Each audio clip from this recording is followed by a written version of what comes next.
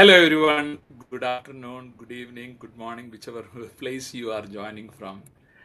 Once again, I welcome all of you to the session on From Ordinary to Extraordinary. So, here we have the conversation about our ordinary actions. These are ordinary actions continued over a period of time, and how we uh, get into various paths in our career, in our journey of life. So I welcome again all of you, and I like to welcome our guest, Sanjeeb Lahiri. Sanjeeb, welcome, and thank you for accepting my invitation. It's always a pleasure, Phoebe. So, just a few words about Sanjeeb to all of you. Sanjeeb is the Chief Human Resource Officer at GRP Ltd, an ICF PCC coach, one of India's great people managers.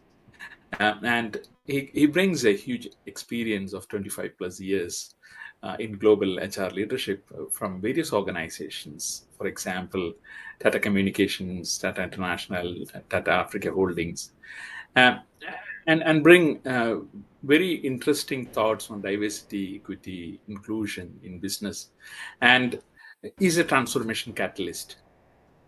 And as I mentioned, he's a skilled executive coach and focused on talent management, change leadership, and business excellence. So, and valuing human connection. Our interaction started through uh, one conversation from Gia Madan. Thanks to her for introducing us and connecting through Wellness at Work India. So that was the interaction which we had. That virtual interaction later, when Sanjeev came to UAE, we had an opportunity to have a face-to-face conversation. So welcome to the conversation, Sanjeev. Thanks millions, Phoebe, and yeah, really look forward to the conversation. Thanks for thinking about me on this portal. Thank you. Thank you. So, Sanjeev, we start usually with the conversation, the question, I want to take you back to some of your memories, like the first job which you joined. How did you get into that door, and what are some of the learnings in that process? Oh, interesting. So I'll go a little beyond. So basically, um, when I was really looking out, so just past my HR, and suddenly there were some options that I got from my campus, but those were really troublesome. Okay, I could not join the first offer that I actually got simply because it was in the tea gardens in Assam, if you know the country. And in my times, that entire province was very disturbed. Yeah, lot of violence around. So there's a huge pushback from the family that is something that you are not doing it. I was also scared, a youngster those days. So then I thought of doing something, basically enhancing my. So basically, that was my qualification in people management, personal management, as we used to call those days. Thereafter, I did my MBA, and after my MBA, then I thought, okay, now it is time to really get into job, and the industries were really not as open. So looked towards the government. If you remember, and if people from India are listening, we had a newspaper called as Employment News, which used to come out every week, where particularly the government jobs used to come out, and there used to be a format on that paper. So you use that format as your application form. Um, you pay the government 100 rupees those days to process your application, and I did the same. To I never ever thought that I will qualify. But okay, wrote the exams, got a call for the interview, attended the interview, a huge panel of about 8, 10 people in a government organization, and but, okay, so that was fun. And I made it. So basically, I got into this organization those days was called as Vidya Sanchar Nigam, VSNL, and I got into HR. Now there is a little story here as well. During that period that I was really looking out for jobs, I tried my hands into marketing, and that was into sales in particular. That was with a a pharmaceutical organization, and I understood. I realized what mess I would make to myself if I got into sales. So, and then when I got it, when I made this into HR, it was really very happy. So day one, I join. I am placed in this personal department. A lot of employee files around and this and that. Okay, so what do I do now here? And the opportunity was that I was working very closely to the head of personnel at that point in time. Basically a part of his office. Immense learning, and one of the learning that my immediate boss, who I used to call her my mom in my mom in Bombay, a very kind lady, Kamalam ma'am, Kamalam Bangajakshan was her name.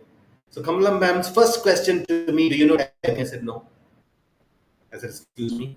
Then how did you get selected? I said, okay, they didn't test us for typing.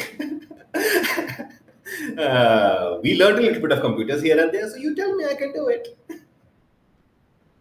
But I must say that, however trivial it may seem today, what I learned, I so in that job, what I did, made cases of representations, complaints that used to come to the personal department of those days, relating to people's transfers, promotions, investigating cases, getting into those cases, how to look at those, what to prioritize, how to look at the policy perspective, not only the emotional perspective when I'm reading a 3-page representation of someone, but to look at the facts and the policies that we are mandated to uphold, and then how to look at data.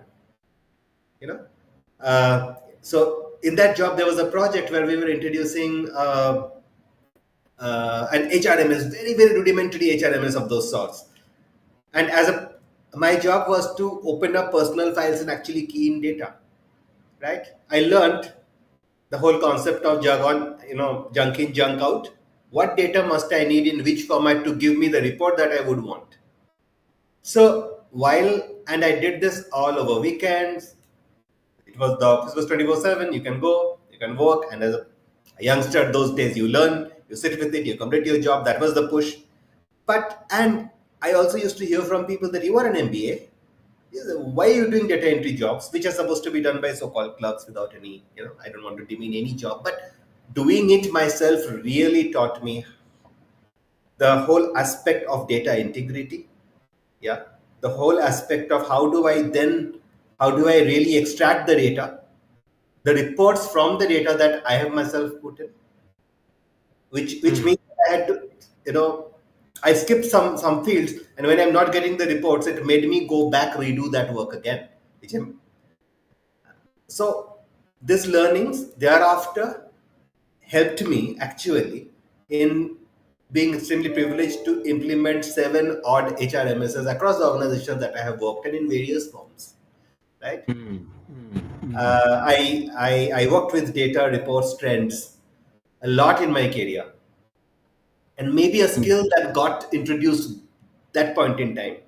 Yeah, the whole skill being able to looking at a situation and being able to link it to business probably got developed with those nudges that Kamala ma'am actually taught me.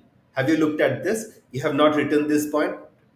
Did you miss anything in that presentation that you think you need to bring out for decision making? Is all I learned by doing those. So thanks for this question. We went back to some very lovely memories of growing up in the profession.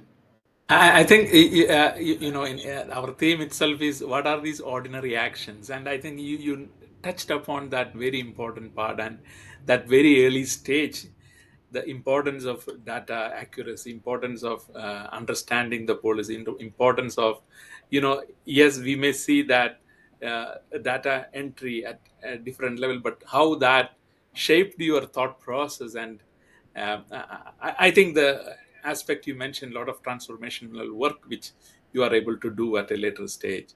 So thank you for highlighting that. Now, again, I think you answered that. One of my next question was, what is one early career experience that shaped the way you see work and success today? I think I'll add one you. more point here to answer your Yeah, go ahead. second question. I'm not letting it go. But this happened a couple of years later. So BSNL actually got privatized. It was the second organization in India which got divested. And I had by then moved into the rewards department, call it as the comp and ben. And one of my key deliverables was to review the policies, because those policies that we used to have was all government type policies, not as relevant to a modern day business organization. Right? So one of the first policies that I got to work on was actually business travel. Okay. Hmm. I worked on that a lot, created a 14-page document, 4-page document. Okay. And as life would have it, my both my bosses were not there. So who was basically the comp and ben manager those days and the head of HR, they were not there in office that day. However, I had submitted the policy, and these policies had to go through the managing director's approval, right? So it went there, not the managing director, those are the director operations approval. So it went to the director's operations. I got called. As novice as I am for those, I went and his first question to me, have you ever traveled? Uh, and and he has read the document. Okay. Okay. Have you ever traveled, business travel for that matter? Yeah. I said yes, not a how much do you travel? Maybe once a quarter. Yeah. And where do you go? So those days my travel was very near. It was not as much into travel. Some places here and there. I told him that. So, okay, if you are going to travel and you need to know about your eligibility for travel, would you read the document that you created? This 14 pages, where will you find? The first bouncer that I received in my career, honestly, one of the first bouncers. Second question, assuming this document that you have created, do you know how many people you need to read? How many people need to really check a single bill or need to really be involved in this policy document? I have no answer. And the third question is that how will you explain this to a person who is new to the organization and would need to travel tomorrow? So I said, Hmm. no, no, they must read. So, do you think they're going to read your 14 pages? Okay. So all my work, etc., basically was shattered. And then he told me I need a maximum 2-page document. You think how you will do it? Okay. I tried to defend myself, saying, no, but I have done which I had done a lot of research of organizations, my competitors, my comparators. Yeah, what does the group follow, blah, blah. And he said, do you think those are relevant for us in our business? Another question that I was not ready for and didn't even think. Okay. So I must say, going through these, I did work on. I did make a document which was 2 pages. I had to go back to my boss and his boss and understand because whatever he was telling me was actually going over my head, right? Hmm. I Hmm. was that HR person who would take a pride in drafting a policy which I thought was foolproof. But what my director brought me down to the ground, that how difficult it would be for people to A, comply, B, implement, right? Hmm. So we worked together once again, made a 2-page document, okay, with the thing that, okay, these are your limits. You travel, you get this, no questions asked. Hmm. Hmm. Okay, so basically keeping this small bill of what, call it 1 dirham or 20 rupees, which we used to treasure, that I have to submit this for my reimbursement, completely gone. Imagine the impact it would have had on management time. Hmm. and also knowing to be able to correlate that what we are doing, how it is impacting the businesses or business processes, because we were an organization which was creating new lines of businesses and people are on the ground. So if people would actually had to comply and keep those sheets of paper and otherwise they will not get paid, how inconvenient or how painful, if I may use the word, would it have been for my business people who are going to use this policy the most? Yeah, I can see, how I think you learned in that process the opportunity cost in that process which we come across. Yeah. And to be able to relate to a process, to the people process, to the business facilitation. Yeah. How in our role we can actually facilitate the businesses. Simple. This had nothing.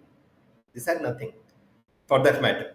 But how much easy it was for the businesses and for my people who are on the field and who are going to use this document, I'm not going to use it as much.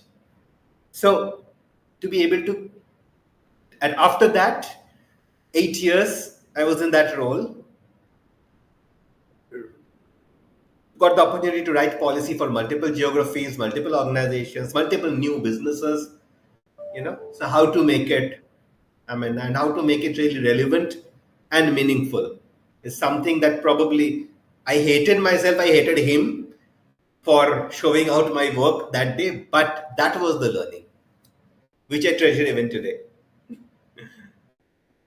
Thank you for sharing. Long answer to a short question. No, no, it is interesting when you share that, like like as an employee, sometimes when we get feedback, what is behind that feedback, how it is shaping our thought process in that space. And again, I think one aspect is he's also highlighting at that process the user experience part of our processes. Yeah. Thank you. Now, I know there are some of our friends listening to us at this point, and in case you have any question to Sanjeev, please bring it on, bring it in the LinkedIn or the comments part which you have, so that we can look into that if you are in LinkedIn. So thanks, Sanjeev. And now moving on, thanks for all the viewers who are joining us today. Now, I think you shared that challenge. Another question which I was having was one of the challenge. Now, again, this might have helped you to grow differently, think differently in that process. And what was the defining challenge that forced you to grow? Or, for example, how did you navigate it? What did it reveal about you in that process? Um, See, honestly speaking, in life and career, we get opportunities at times to work with a lot of leaders who have their own styles, if I may. Now, that style, those styles, their styles are their styles. It might resonate or might not resonate with us at that point in time. But I must say that whatever you see, whatever little you see me, whatever little I have been able to do over all these years in the profession, the things that I really treasures are that hard times do leave us with learnings, and if you're open to um, that thought that yes, this is a phase. What do I learn out of it? I control it if it is in my control. If it is not in my control, I really cannot control it. To be honest. Hmm. But at the same time, what am I taking back from it? And what is it that I will do differently next time when I'm in this kind of a situation? I think to have that open mind um, can probably go a long way in terms of defining our careers. Uh, See, close to 30 years, we know that like life, careers are also like a roller coaster, right? It goes on. It goes on. But how do I handle? a moment which I think I have heard earlier. If I keep on repeating mistakes, probably is like, it's the same game once again, right? But if I'm able to learn from it, how difficult that learning might have been, then I think we have grown ourselves in career Mm. within us. That's how probably our own maturity is also grows. So there are plenty of stories, honestly. So, for example, at one point in time, I had gotten an opportunity to actually create the people function for an organization which was outside the country, and that organization was like a conglomerate, right? Multiple corporations coming together, and here I meet one of the directors who, at that point in time, actually, it's a very interesting story. The discussion happened in a golf course while he was earning his holes, and I was trying to take off my tie, you know, because what had happened, they had asked me to create the whole the HR mandate for them, and whatever I'm telling them, I was in mid career those days. They're saying, no, I don't need. I have a consultant who can do this. So why do I need an HR team? Trust me, about 10, 12 years in the profession that time, and I was saying, God, what am I doing here?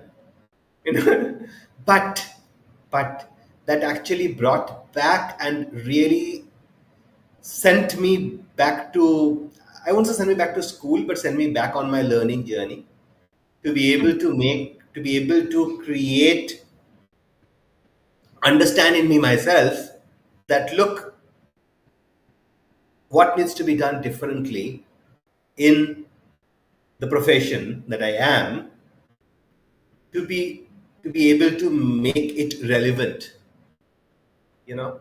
So for me, the aspiration of leading the people function from the top was always there. But I think that one meeting and subsequent meetings thereafter actually changed me in two ways. One, I was someone who was focusing too much into processes, yeah, and of course having the business intent, but questioning the relevance of that process was not there. So maybe that Mm. unlearning that I had to do from my earlier hat of writing policies, you know, was probably this particular moment. Once Mm. again, I hated it. But to be able to really think out of the box, to be able to really think that, okay, if I'm creating an organization, if I'm creating my own organization, will I really create it in this way? Can I do it differently? Or should I do it because others are doing it? You know, Mm. so to be able to ask those uncomfortable questions to I, me, myself, or to the leadership, to be Mm. and to be able to put in that context was probably a great learning that I learned from there, which also actually helped me redefine the purpose of the profession, the purpose of, say, the people practice of HR in myself, and maybe also shows me a little bit towards my own purpose, if I may. So, only one thing I'll just maybe circle it, saying that there are difficult times do give us the greatest learnings. To be able to just be there, have the faith, and learn. Whatever it's coming, it does not go waste. Wow.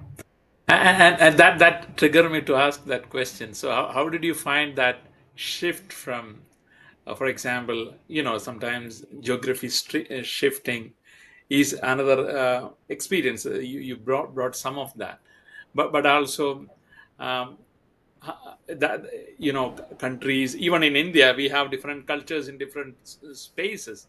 So how did that shift happen from India, and what was some of the thought process going with you at that point of time?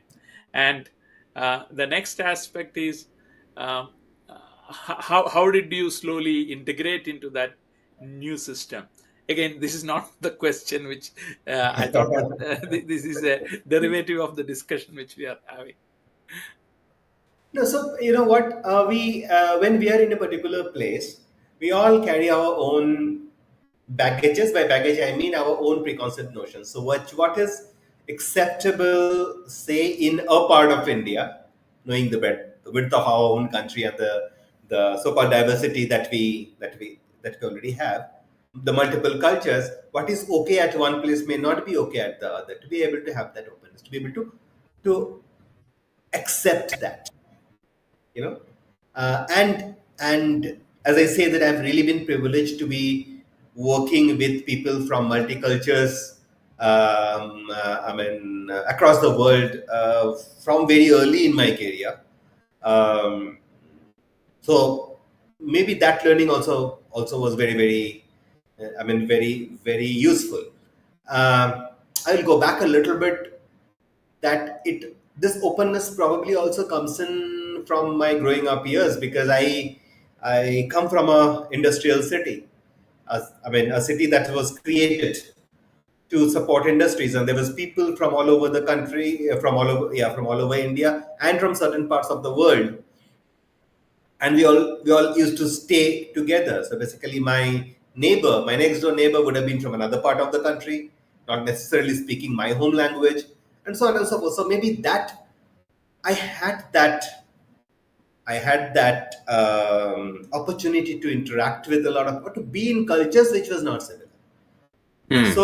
So going out, maybe working with people who are not from the country, was not as different for that matter, because that openness probably was there. It got reassured when I started leading teams Hmm.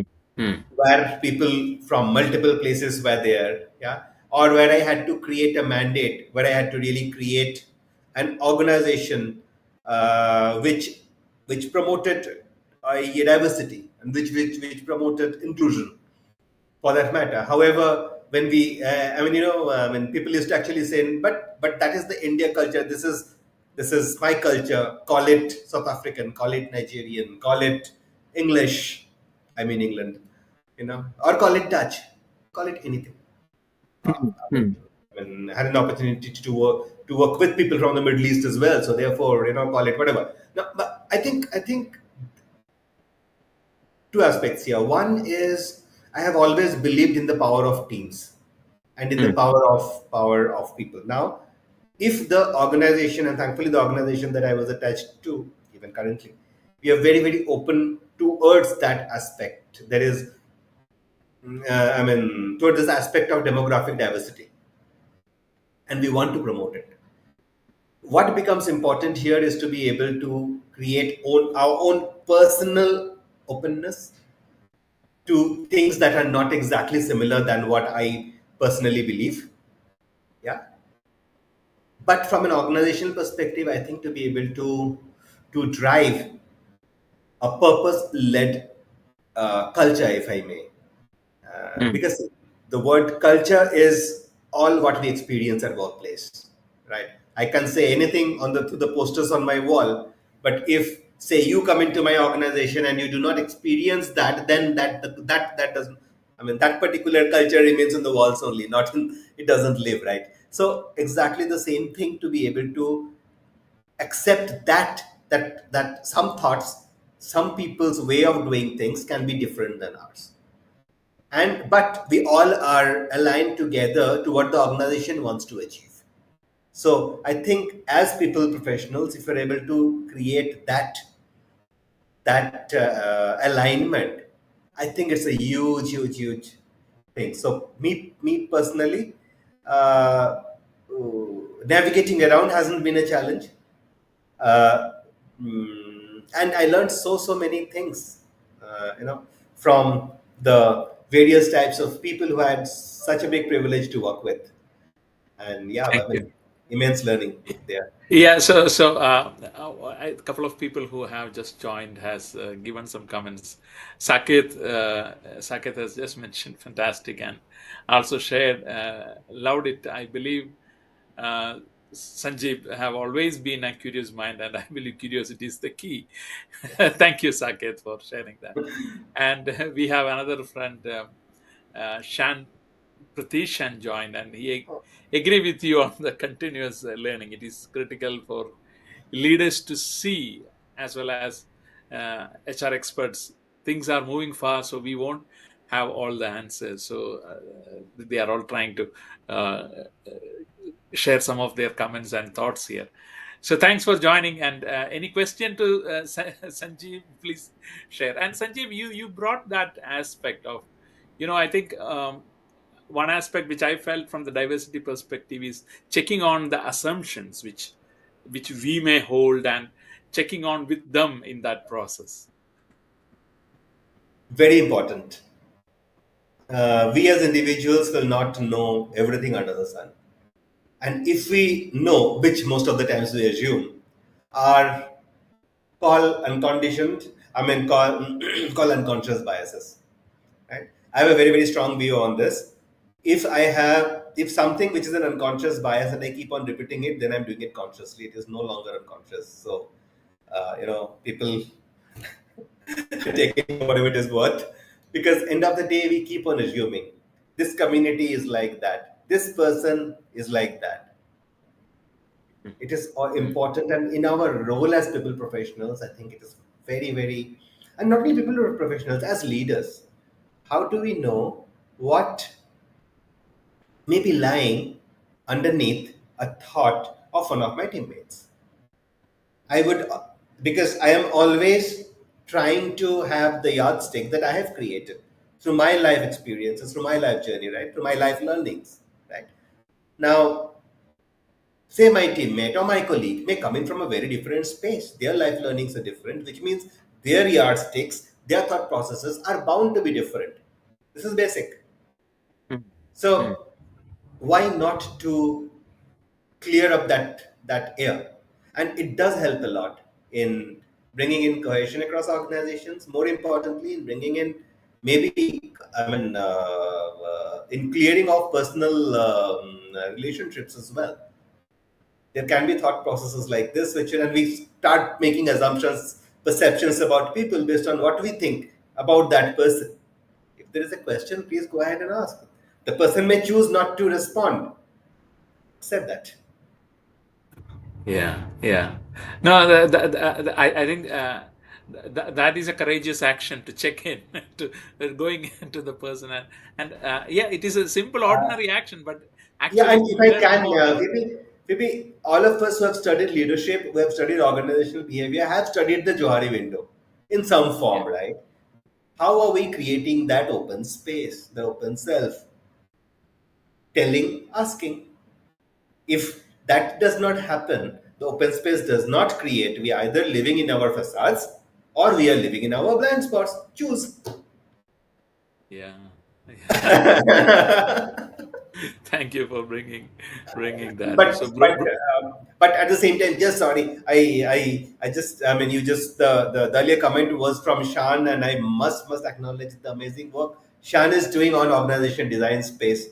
So I had been privileged to talk to him on a podcast a few months ago, and Shan and Arun, all the best to you guys. okay, thank you. So, again, there is another comment from Bro in wonderful session. So, I just want to again, this is slightly different from what Sometimes people are in, for example, some people are in their early career stages. They are looking, exploring work. Uh, what are some of the thoughts which you have, which maybe um, they may be or they should keep in mind when in their job search? That is something which I want to ask first.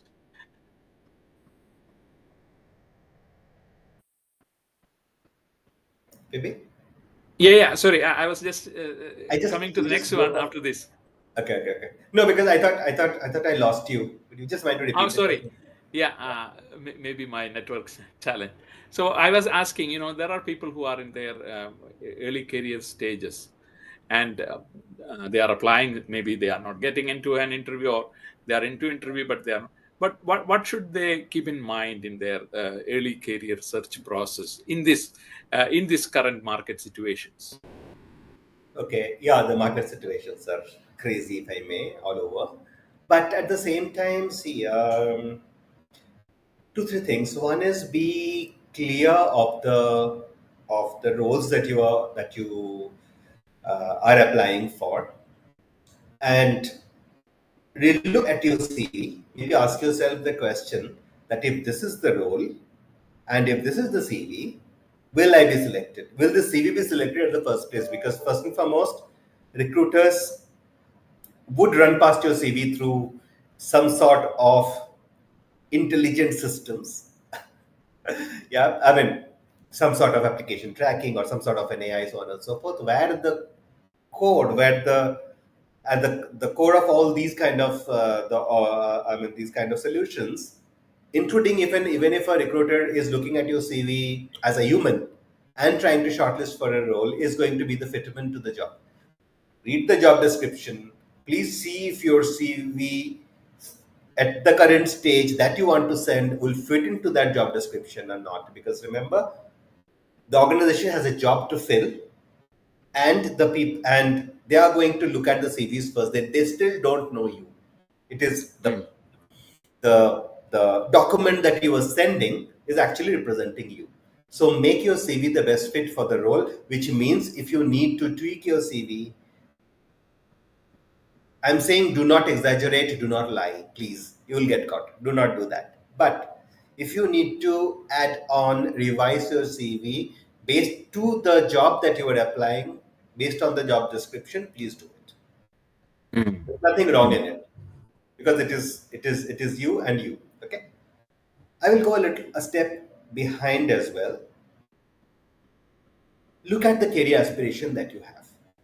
And career aspiration does not mean positions like a manager, assistant manager, senior manager. Those are titles. Don't get confused between the role and the designation. A lot of times I have seen people who, if I just, for example, ask someone, they know, no, I mean, what are you looking for? They will say, okay, I'm looking for a senior manager role. No, excuse me. You know, look at what really you are aspiring to get into. Ask yourself the very valid question: am I fit for that role? Once Mm. again, role titles will come, and each and every organization across the world will have very different titles, Yeah. right? um, so do that level of research. Second, have the map the organizations that you would want to apply to. Any IT company, any manufacturing organization is not a map. The each organizations will have certain specifics. Please do that little research on the organization. That, do I fit in this? Is there something in that organization that really resonates with me? For example, if say a particular organization is high on sustainability, does it resonate with me? If it resonates with me, then please put that those things in your CV. The chance of getting selected, at least the Mm. CV getting interviewed, grows much higher because organizations certainly look at those kinds of traits. Is the candidate bringing in everything fine? You got a place in the interview. Be mindful of your answers.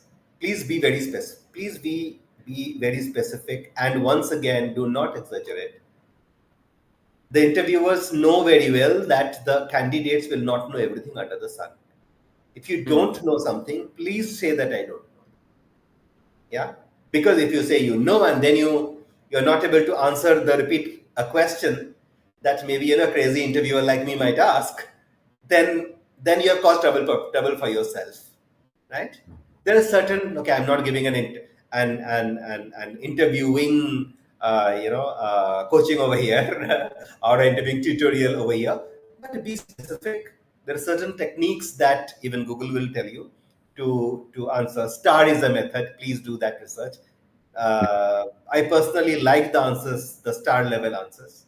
Yeah, people may ask your behavioral questions. Please show your authenticity in those answers. Do not copy that your friend has asked you to tell. Okay. Yeah. And the last word: by any chance, if you have not made it through an interview, it is not the end of the world. Maybe Yeah. there are better opportunities. Please be open to Yeah. that. Yeah. Like oh, okay, if this doesn't happen, there is always something else out there Yeah. Thank you. Sanjeev, I'm sure time is flying. 40 minutes already. We had the conversation. Couple of aspects which I just want to pick with you is also, for example, from a again, for example, you might have thought about, or you might have come across some lessons which still inspires you. It may be an advice from one of your mentor, it may be from a teacher, it may be from parents. What is that, like, when you are in a situation or a difficult situation, these words uh, motivate you or inspire you? Is there something like that in your mind? Maybe one which you can share. So, I mean, yeah, a lot of these nudges, which I was, trying to share with you in the earlier part of the conversations. Yes, they are definitely there, always. But something that stays with me is someone who is no more, and okay, his name is Radhanaya. He was my super boss at one point in time, and then has been my mentor for long years. You know, who used to actually say that, okay, be yourself. It is Radha always believed and meant that authenticity, which he lived his life through, maybe, but at least what I've seen, and to be able to actually, say it. Uh, mm, and to be able to accept that if something if something has been missed, or for the matter, if I have erred, I have no qualms in accepting it. Also, at the same time, it's, what should I say? Maybe I'm actually searching for words because a lot of those thoughts are coming in between. So pardon me for drifting off a little bit. But yeah, I mean, it was probably about about yourself and your authentic self. That that I mean, I'm not hiding anything. As a professional, as a leader, if I am authentic, I would tend to believe that my team will be authentic. My colleagues, my organizations, etc., will be authentic. Yeah, and to be able to take a call that if certain things are not working, better to take that call that it's not working. Yeah, Mm. beyond the point. Some bold decisions maybe at certain points in time of life, career, whatever. But all towards that, okay, do I subscribe to or I don't subscribe to? If I don't subscribe to something, it's in me, right? And if I subscribe to something, then I subscribe to it. Just things like that. But yeah, I mean, being that authentic, being that self, to be able to bring in uh, uh, the self to the work, and maybe to be able to add that touch, that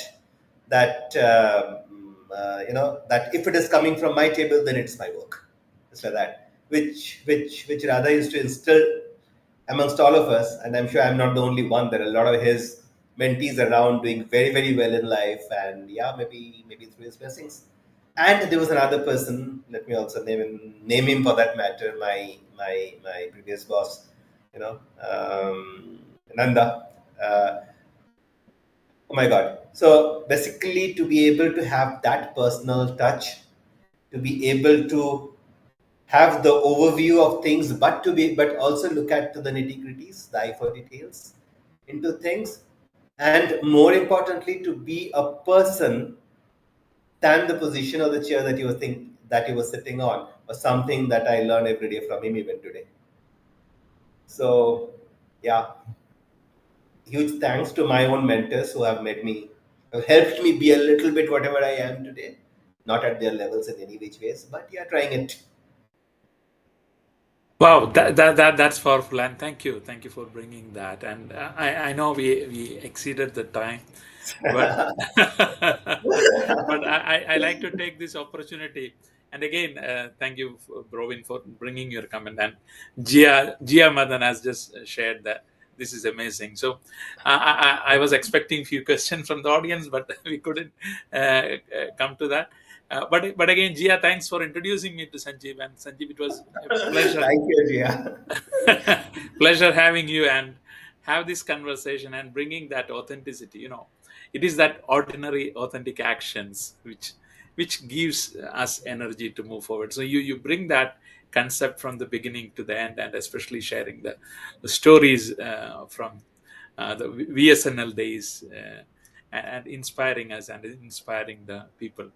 Any I have one final question to you. What excites you about the future? Oh, it's amazing. It's a new day. It's a new time. And whatever is happening around us is absolutely amazing. Who would have, I mean, so this whole aspect of, say, AI and agentic and whatnot, we never thought that there's going to be a separate level of intelligence, right? And I think you, me, Phoebe, some people I mean, people who are our contemporaries has actually seen probably one of the fastest changes in the world. I mean, that the world has seen over all the centuries, right? So yeah, absolutely amazing. Yeah, and it is always the right days ahead. The sun is going to rise tomorrow. So Thank you, that's the Sanjeev. way. Yeah. So with that, I'm just wrapping up and closing the day. And thank you all for taking time and joining the session. We'll be there with another guest next time. Until then, bye bye. Stay safe. Take Yo, care. thanks.